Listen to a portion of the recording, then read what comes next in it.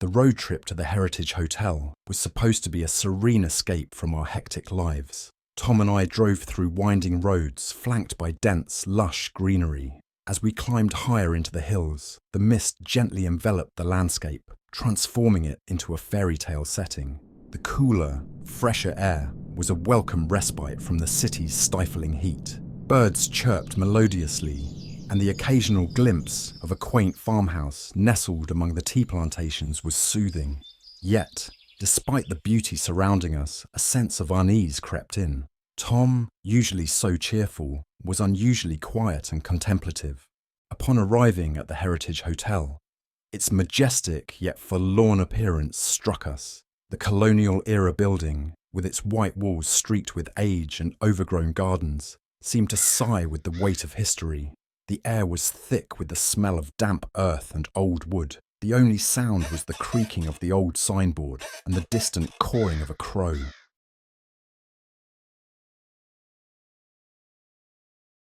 Inside, the lobby was dimly lit, filled with antique furniture and heavy drapes that absorbed the light. The floorboards creaked underfoot, and a musty odour mingled with the scent of old books and polish. The atmosphere felt heavy, as though the building carried the burden of untold secrets. The receptionist, an older woman with greying hair pulled back into a tight bun, greeted us. Her name tag read Margaret, and her eyes were sharp and watchful. As she handed us our room key, she gave a hesitant smile that didn't quite reach her eyes. "You're on the 4th floor," she said quietly, her raspy voice hinting at a lack of recent use. "I hope you find everything to your liking." There was something about her tone that made my skin prickle. Trying to shake off the eerie feeling, I asked, "How long have you worked here?" Margaret's eyes flickered with an emotion I couldn't quite place. "Long enough to know the stories," she replied cryptically. "Just stay clear of the 4th floor at night. Strange things happen there." A chill ran down my spine. I forced a smile, though my mind raced with questions. Tom, who had been silent, squeezed my hand reassuringly, but his unease was palpable.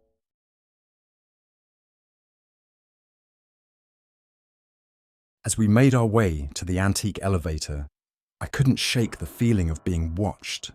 The paintings on the walls seemed to follow us with their eyes, and the flickering lights cast long, shifting shadows. The hotel felt like something out of a horror movie, and despite my efforts to remain calm, dread gnawed at me.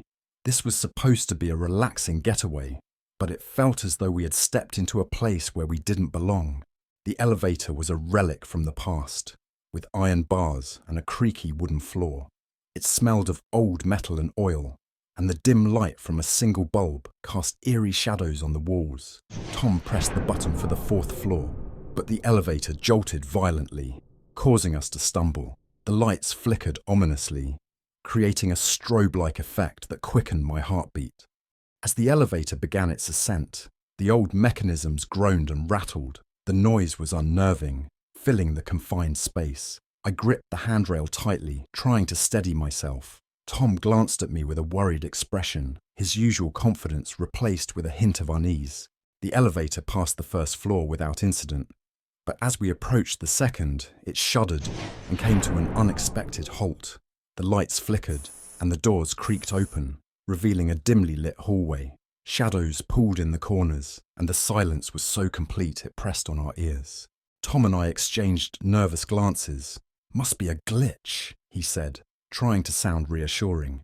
He reached for the button for the 4th floor again, but before he could press it, the doors slammed shut, making me jump. The elevator lurched upwards, making my stomach drop. At the 3rd floor, the elevator stopped again. The doors opened slowly, almost reluctantly.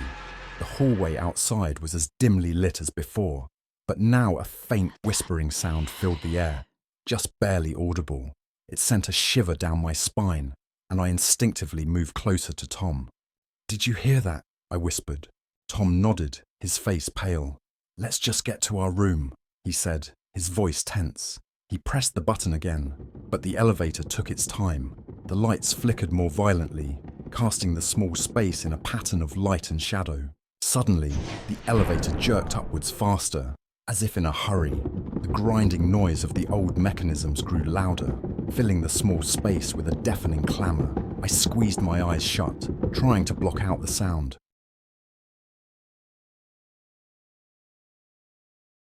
When we finally reached the 4th floor, the elevator came to an abrupt halt. The doors remained open longer than normal, revealing a darker hallway than the others. The lights were dimmer, casting long shadows that seemed to move on their own. As we stepped out, a cold draft blew through the hallway, carrying a faint scent of decay. The air was heavy, making it difficult to breathe. I could feel my heart pounding in my chest, the sense of dread from earlier now magnified. The elevator doors remained open, almost as if waiting for something or someone. The soft, whispering sound was still there, louder now, but still indistinct. I glanced back at the elevator, half expecting to see something or someone standing inside, but it was empty, the dim light casting long shadows across the creaky wooden floor. "Let's go," Tom said, his voice shaking. He took my hand and we walked down the hallway towards our room. The floorboards creaked under our feet, each step amplifying the sense of unease. I couldn't shake the feeling that we were being watched. Halfway down the corridor, we passed a small, circular window. The glass was filthy, smeared with grime and cobwebs, barely letting any light through. Outside, the mist pressed against the glass, swirling like a living entity. The moonlight barely penetrated the fog, casting an eerie glow. The whispers grew louder as we neared our room. They were still indistinct, but there was an urgency to them that made my skin crawl. I could feel the hairs on the back of my neck standing up, my instincts screaming to turn back. Finally, we reached our room at the end of the corridor. The door looked like all the others, but there was something unsettling about it. The number plate was tarnished and barely legible. I hesitated, my hand hovering over the doorknob. The whispers seemed to crescendo, urging me to stop. Tom gave my hand a reassuring squeeze. "It's just a room," he said, trying to sound confident. He reached out and turned the knob, the door creaking open.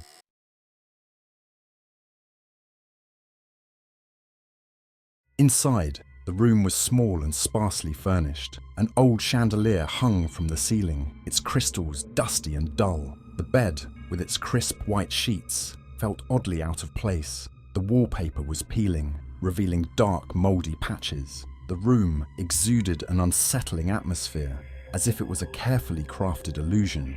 I noticed a photograph on the nightstand, a sepia-toned image of an elderly couple. Their faces were stern, their eyes almost lifelike. The man had a long, white beard, and the woman's expression was sharp and disapproving. The frame was old and tarnished, the glass cracked. The photograph radiated an eerie energy, as if it held a piece of the couple's soul. Tom shuddered when he saw it. "Creepy," he muttered, setting it face down.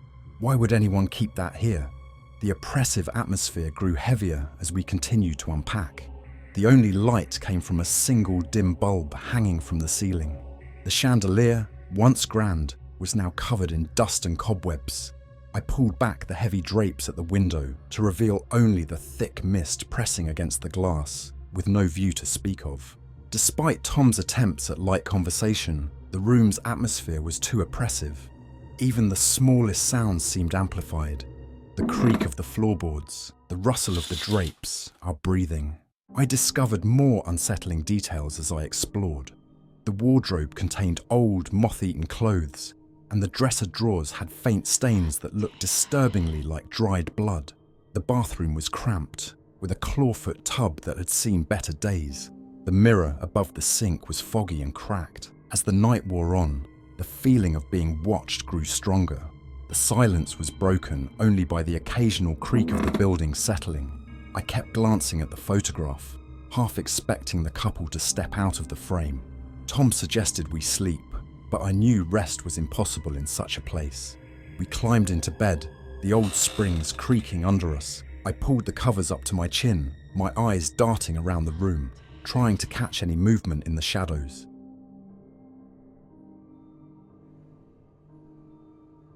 The whispering had stopped, but the silence felt even more oppressive. It was as if the room was holding its breath.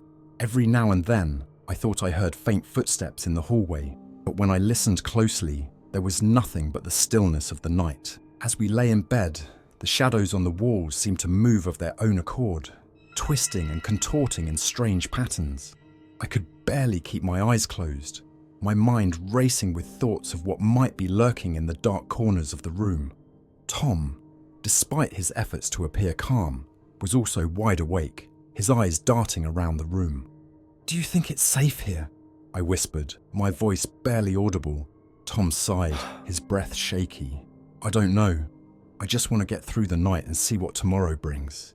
Maybe it's just our imagination running wild."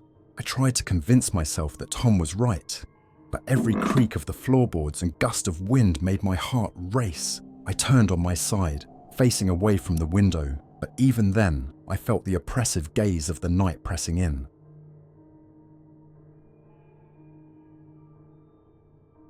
In the dead of night, I awoke to a strange sensation, a feeling of cold fingers brushing against my skin.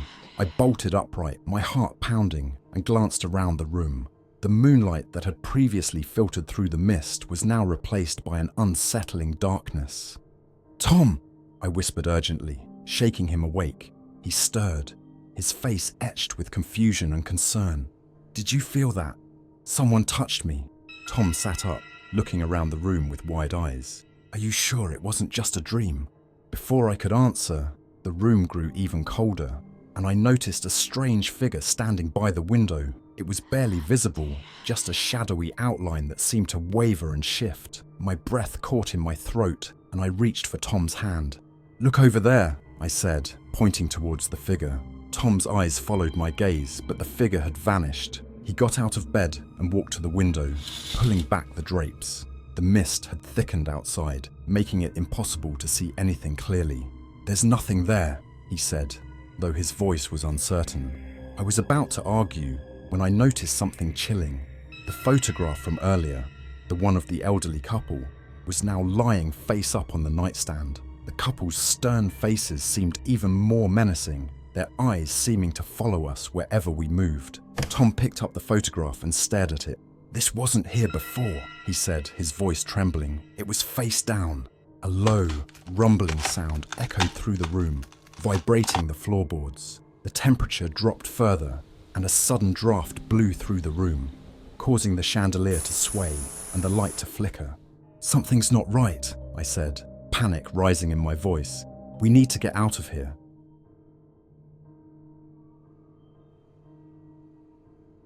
Tom and I hurriedly dressed and decided to investigate the hotel, hoping to find some answers.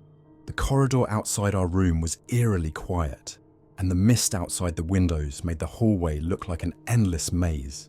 We ventured down the corridor, our footsteps echoing ominously. The whispering sound had returned, growing louder and more insistent. It seemed to be guiding us, leading us to a room at the end of the hall. When we reached the room, we noticed it was marked staff only. The door was slightly ajar, and a dim light flickered from within. We exchanged nervous glances before pushing the door open and stepping inside. The room was cluttered with old furniture and forgotten belongings. Dust-covered bookshelves lined the walls, and cobwebs hung from the ceiling. In the center of the room was a large, ornate mirror, its surface covered in grime. The reflection in the mirror seemed to ripple and shift, showing distorted images of the room behind us. A chill ran down my spine as I approached the mirror.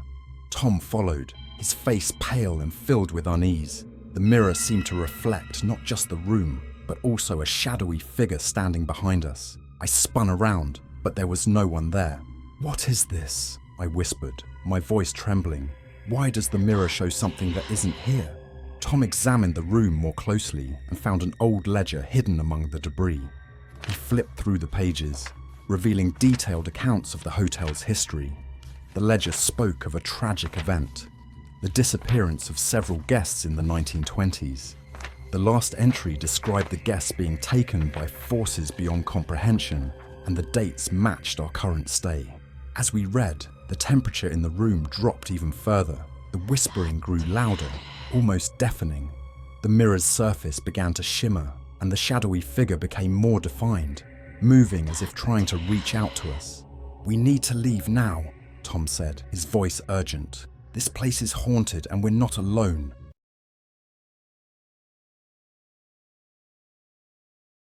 We fled from the room, our breaths coming in ragged gasps. The hotel seemed to come alive with sinister energy, the walls closing in around us. The whispering grew into a cacophony of voices, each one pleading and warning us. As we made our way down the stairs, the elevator chimed, its doors opening to reveal an empty, darkened interior. We ignored it and continued down the steps, our footsteps echoing loudly. The grand lobby, once grand and welcoming, was now a dark, oppressive space. The flickering lights cast long shadows, and the air was thick with a sense of malevolence. Margaret, the receptionist, was nowhere to be seen. We burst through the front doors and into the misty night, our hearts racing. The mist seemed to part, revealing the path to our car. As we drove away from the Heritage Hotel, the shadows of the building loomed in the rearview mirror, their presence a chilling reminder of the night's events.